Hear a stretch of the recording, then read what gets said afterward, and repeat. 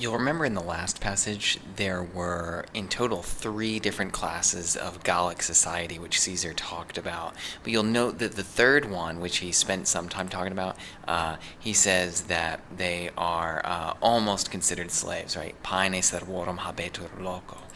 All right, so here Caesar's going to tell you a little bit about the other 2 types. So he says, sed dehis duobus generibus. Note that's one phrase, dehis duobus generibus.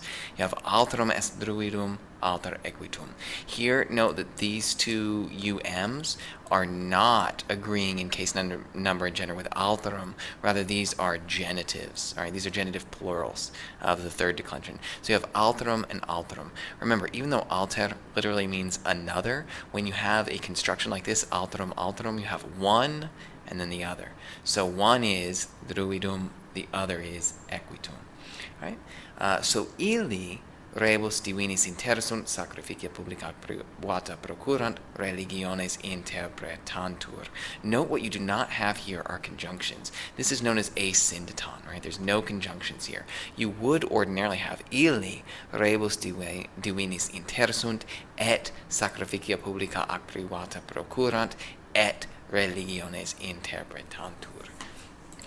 But that's not, but you don't have the conjunctions here. It's not necessary. For stylistic reasons, Caesar will omit them on occasion.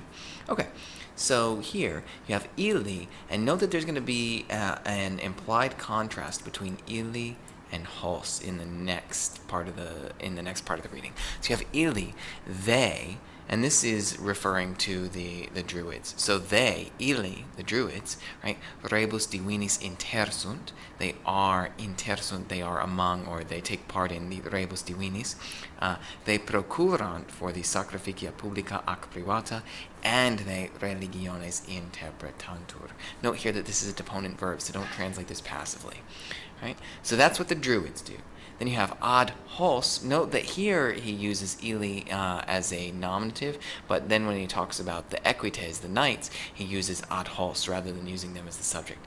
Ad hos, to them, or to these, a magnus adolescentium numerus. Here, this is one phrase, a magnus numerus adolescentium, right? Concurrit, and note concurrit goes with ad hos, right? This magnus numerus concurrit ad hos disciplinae causa, for the sake of discipline. Remember that causa in the ablative with a genitive is going to mean for the sake of whatever it comes before it in the genitive, right? So for the sake of discipline. Right? And then magnoque he sunt apud eos honore. He, again, is going to refer to the same people as hos, and that is the equites, the knights. Right? So he, these men, in other words, the equites, sunt, are magno honore apud eos. Here, remember you had in the previous passage, aliquo sunt numero atque honore. Here you use an ablative in a way where we would use something of an almost genitive phrase in English. They are of great honor or in great honor, right? So however you want to deal with that in English is fine, as long as you convey that they are held in high honor. And then apud eos, among them.